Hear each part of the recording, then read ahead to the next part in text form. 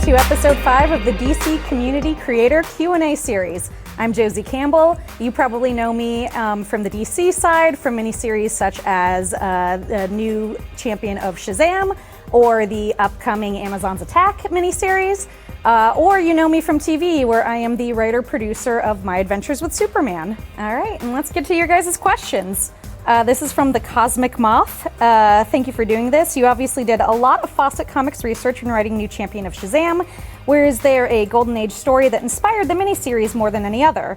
I actually, and my editors know this, wrote my college freshman thesis on women in comic books, both on the page and behind the scenes, and that's how I actually found out about Fawcett Comics. I hadn't really known about them until then, and I got super into Mary Marvel then. Like, I was doing research for my thesis, but I was also going to the library and going to conventions and like grabbing every old Fawcett comic I could find because I loved them so much. So when it came time for the Mary series, I kind of was like weirdly like had too much knowledge. So I had to sort of pare down a little bit. There's not one specific story that New Champion is based off of, but there's a lot of parts that I pulled in from both the research I did years back in college and from just my love of Mary Marvel, like things like Hoppy the Marvel Bunny coming in, things like bringing in Uncle Dudley, who's one of my favorite characters. I love him so much. But yeah, there's not one specific story, but like a lot of various stories I sort of pulled bits and pieces from to sort of create something that both felt old to the comic and new to the reader. Okay, CK Comics asks, what is it like writing for a major crossover event with other writers? How is it different from writing a story arc by yourself? Well, honestly, it's a lot of it has to do with your editors. I mean, when I was writing New Champion of Shazam, like, we knew that probably there'd be some other things going on with Billy, but like it was so focused on Mary, all I had to do was like focus on the story, and me and Doc got to shape it the way we wanted. For something like Night Terror's Wonder Woman, there was a lot more reading everybody else's scripts and a lot more coordinating with the editors. The editors really were the ones who were like, okay, this is what's going on in this book, and this is what's going on in this book. And then I'm a nerd, so I insisted that they send me everybody else's scripts. So I kind of read everybody else's stuff or the outlines of what everybody had. And from there, I was like, okay, this is sort of the niche that I can get into with Wonder Woman. This is the stuff that feels different from what they're doing, but sort of is still in line with sort of the whole horror theme. So the very short answer to this is you rely on your editors a lot more and you read a lot more other wonderful comics. Okay, so NYJT3 asks, which Justice League Dark member do you think works best with Diana? I think there's two things here. I think there's a Justice League Dark member who works best with her, and I think there's a Justice League Dark member that's most fun to pit her against. So who works best with her, I think, is Zatanna. Like, I think that they've got a lot of common goals. I think they've got a lot of the same, like, let's cut through the bullshit and get right to it. And they've got a bunch of really sort of fun complementary stuff, especially like a lot of their complementary scenes and some of the stuff that Ram V and James was doing back in Justice League Dark. I think who's most fun to pit with Diana is Constantine, because he's just the opposite of her in every possible way. She's optimism, he's cynicism, she's, you know, love, he's a smoker's lung. Like, it's just a really fun combo. So yeah, so I think her best teammate, Zatanna. I think her worst but most fun teammate is Constantine. All right, Joe the Destroyer asks, I was wondering what your all-time favorite comic issue is. That's such a loaded question, Joe the Destroyer. I don't know if I have a favorite comic issue, but I do have one that I think is like most formative, which is actually the first DC comic I ever picked up, which is also the first superhero comic I ever picked up. So I'm old enough that comics were still sold in CVS when I was a kid. So I went to the local CVS like as a kid, and there was an issue of Wonder Woman that, like, I don't know how I talked my mom into getting, but I got because it looked cool. And in it, it's during the era where like Wonder Woman is like has to get like a job, and she's like kind of been kicked out of Themyscira, and there's like Cersei and Ares are like crime lords and like hiding their identity. But the main thing I remember from that issue is it introduced this villain named Mayfly, who's a hemophiliac assassin which is like a little silly, but like in my head I was like, that means she has to be the best assassin ever, because if anything goes wrong, she's dead. And I love that comic so much, and I read it all the time. I brought it with me. It's what sort of got me into superhero comics and DC Comics. So, you know, now I'm older, like I like a lot of things, but I think that issue, that one that got me into enjoying comics, is the one that I would have to say is my favorite. All right, the next one is from ALH85.22288. Love your name. Your question is, you've written for Shazam and the Family, for Wonder Woman and Superman. What other DC characters would you like to write for next if asked? Boy, this feels like another one like Joe the Destroyer, where it's like there's so many answers to this. I mean, I've gotten really lucky. I love Superman. I got to write him in TV form. I think in comics, I would love to write something with Supergirl. She's one of my favorites. I love the Superman family altogether. And then I think like the answer that feels very different from all the Superman and Shazam stuff I've done, I'd love to write Catwoman. I really love Selena Kyle. She's really fun. I love her like 40s like glamour comics where she's coming out with her like pearls and her two like panthers just robbing people. So yeah, doing something with either Supergirl or Catwoman would be just wonderful. All right, we've got Felix Leader asking, this is so sweet, how do you write such compelling stories that combine heart, humor, action, and emotion so consistently? Do you add a layer with each revision? Do your editors help add layers? What magic are you using? Thank you, Felix. That's really nice. I mean, for me, you know, part of it is I'm just writing what I would like to see as a fan on the screen or on the page. You know, a lot of this comes from just love and comes from loving these characters, comes from really enjoying writing these characters. For the actual writing process, I think the nuts and bolts answer, which is a lot less fun, is I outline a lot.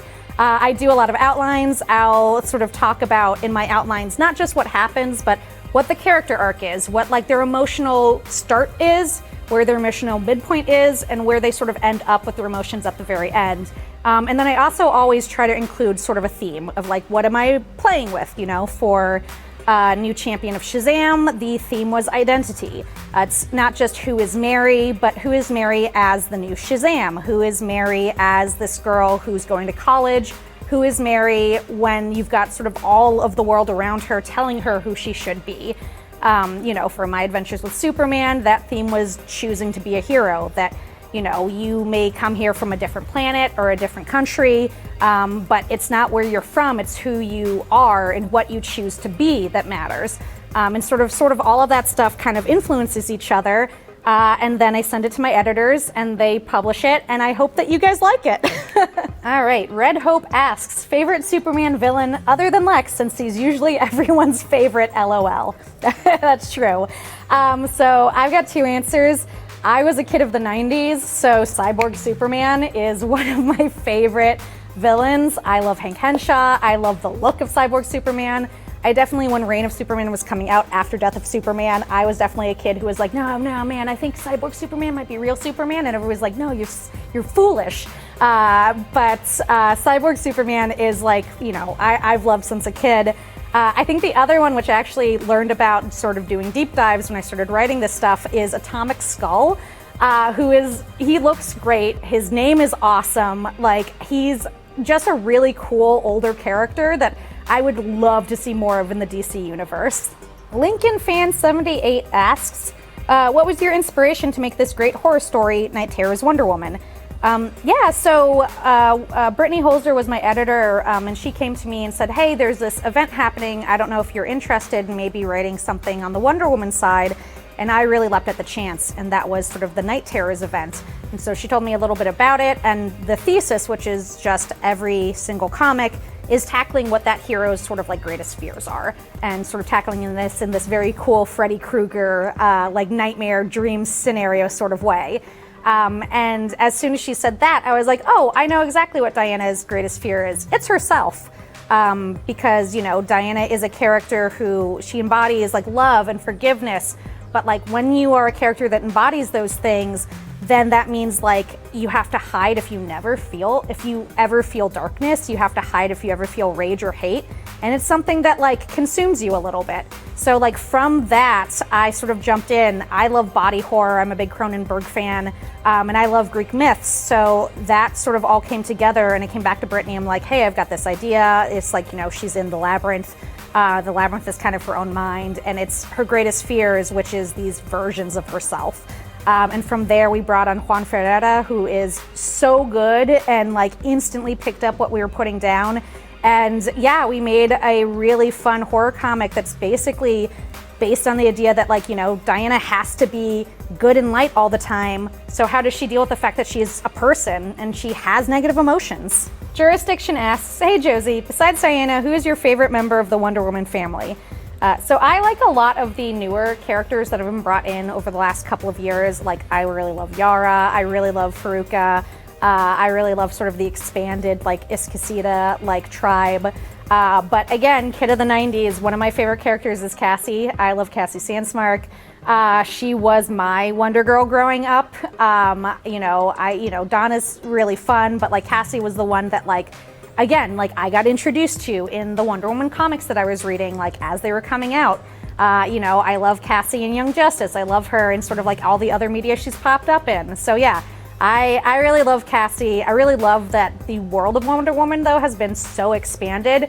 And now when you ask a question like, who's your favorite member of the Wonder Woman family? It's larger than just Wonder Tot or like Wonder Girl. Like there's so many characters. JK asks, what was the process in choosing the characters that will play a role in Amazon's attack? And might we see other members of the Wonder Woman family during the series? So for Amazon's attack, I kind of went about trying to choose characters that both I liked, that were sort of important to the overall Wonder Woman family, and that kind of exemplify different points of view. We have Nubia, who is coming from Themyscira, who's made these decisions to open up Paradise Island to the world. And as we're seeing in sort of Tom King's run, there's some unforeseen consequences with this. Faruka is in because I really love her attitude, and that she just doesn't, like everybody else is kind of speaking like highfalutin, like, the gods are here, and Faruka's like, okay, yeah, that's fine, let's cut to the chase. And Faruka is there as sort of like the representative of the Bana Maidol. We have Yara, who again is one of my favorite new characters, who's also got a really fun spirit, but she's sort of representing the Escasita. And then we're bringing in my girl Mary, both because I love Mary and because, I got the chance to really tie her really tightly to the Wonder Woman family, as she's now getting her powers from the patron goddesses of the Amazons. And also she brings in sort of like this, each one sort of brings in a perspective of their respective tribes or man's world in Mary's case. And a lot of the series, without giving out spoilers, is kind of about the preconceptions people have of the Amazons and the image they have of the Amazons coming out of the stuff that's going to start happening in Tom King's run. I can't get into, I think, more than that. As for other members of the Wonder Woman family, you guys will just have to read and see. All right, the last question is from Dreaming Girl Wonder, and she says, or he says, hey Josie, I love your work on both Night Terror's Wonder Woman and Mary Marvel. Which Justice League Dark member is your favorite? I liked seeing their Nightmare Worlds and Night Terrors. So really the trick is when you get to write these, you get to put in your favorite characters. So, top two faves from Justice League Dark. I love Constantine. I was a big Hellblazer fan. I love everything Constantine is in. I kind of read anything Constantine is in. To quote Marge Simpson, I just think he's neat. On the other side, I also really love Bobo. I love Detective Chimp. I love that he is the world's greatest chimp detective. Any chance you get to write a chimp or an ape or a gorilla in DC, you gotta go for it. And then my third favorite Justice League Dark character, which I wrote a little bit, but I'd love to write more of, is Etrigan. I really love Etrigan. I really love the rhyming stuff. I really love the dichotomy between him and Jason Blood. Like, it's just such a fun, rich character, and if I ever got the chance to write more Justice League Dark, for sure I'd try to put Etrigan in. All right, and that's everything. Thank you guys so much for your questions and for joining us on the DC Community Creator Q&A series, and congrats to Felix Leiter for winning the signed copy of Night Terror's Wonder Woman. Thank you all so much. Keep reading.